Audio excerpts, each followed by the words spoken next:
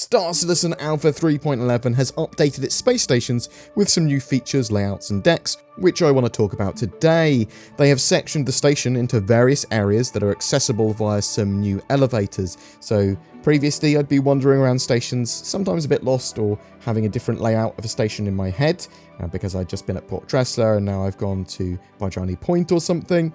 And basically now you are able to move around major sections of the space station via some new elevators. So these are different from the elevators that you're going to be taking to get to your ships, where you're going to be going to your pads or hangars.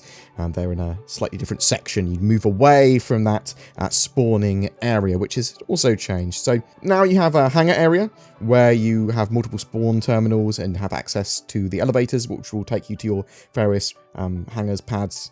Bam, those elevators take you there. And then you move away from there. Some new elevators. Now, there might be some different locations here. You may be able to go to the Galleria, which is going to have various shops and the food courts there.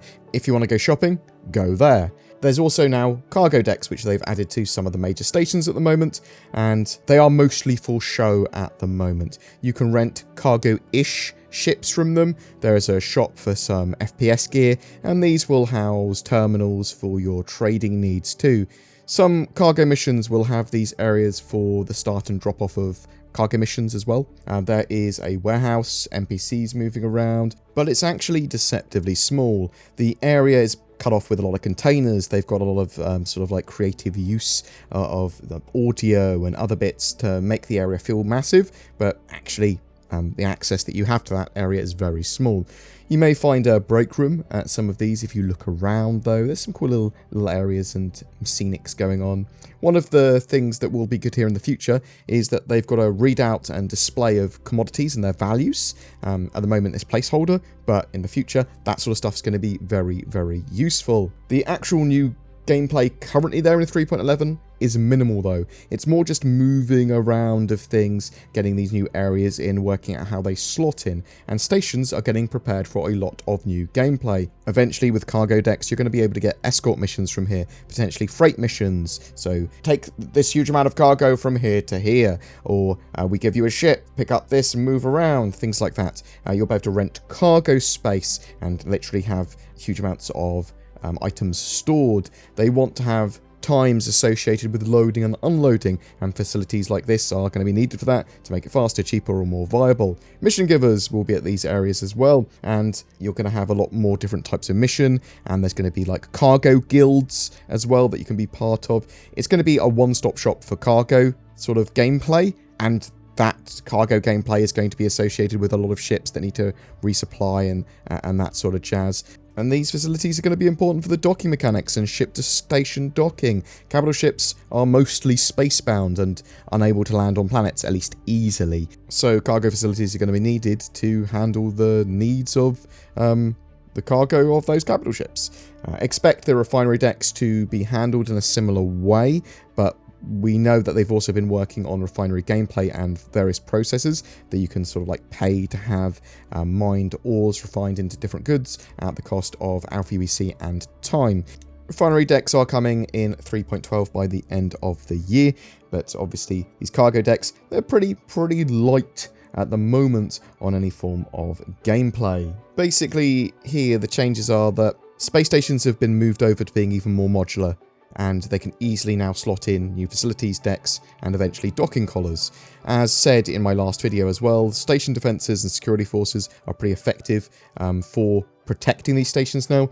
They've removed the no combat areas from green zones around stations, so I'm hoping that this will make for some interesting future gameplay and hot points in the future where trade routes might be contested, where orgs literally want to try and break down the supply of certain things in certain areas for profit. Maybe you'll have pirates raiding in certain areas and the stations will react appropriately. Cargo decks will visibly be out of certain resources, and maybe cargo containers might be entirely full on a cargo station. What happens if it's entirely full of cargo? Can it not take any more? What if it's entirely empty? Does the station start to, run out of water?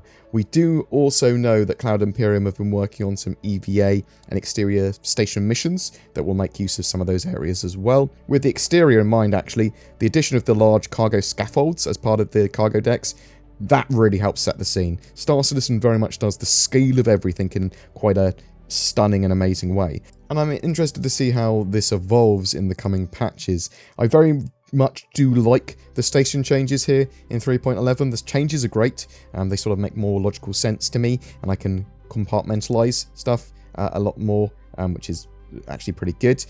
But as I said, it's pretty light on gameplay, those cargo decks. So if you're expecting to see more, and I was, at least just a little bit more, a little bit disappointed at the moment, but 3.11 is still in its PT phase. Maybe I'll add some bits and bobs. Expect to see varieties of stations and facilities. Some might not have cargo decks, or some might only have a very small amount of cargo room.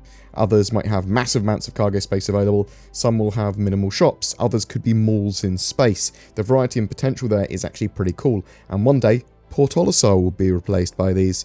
But when? I don't know. Maybe sooner than we think, or maybe the same. I don't know when you think. That's a good point. But what do you think? Are you looking forward to the gameplay associated with these locations in the future? When do you think Port Olisar will actually get replaced?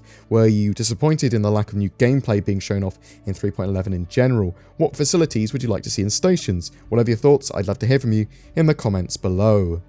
Every month we have a Star Citizen ship giveaway. For October 2020, it is for a Mercury Star Runner. This highly anticipated multi-role ship is going to be great for small to medium-sized crews that want to do a bit of everything, whether that be cargo running, data running, missions, combat, smuggling, all that sort of jazz. And it's going to be in-game and flyable very soon. All you've got to do to be in for a chance of winning one is comment on any of my videos made during October, including this one. More details down below.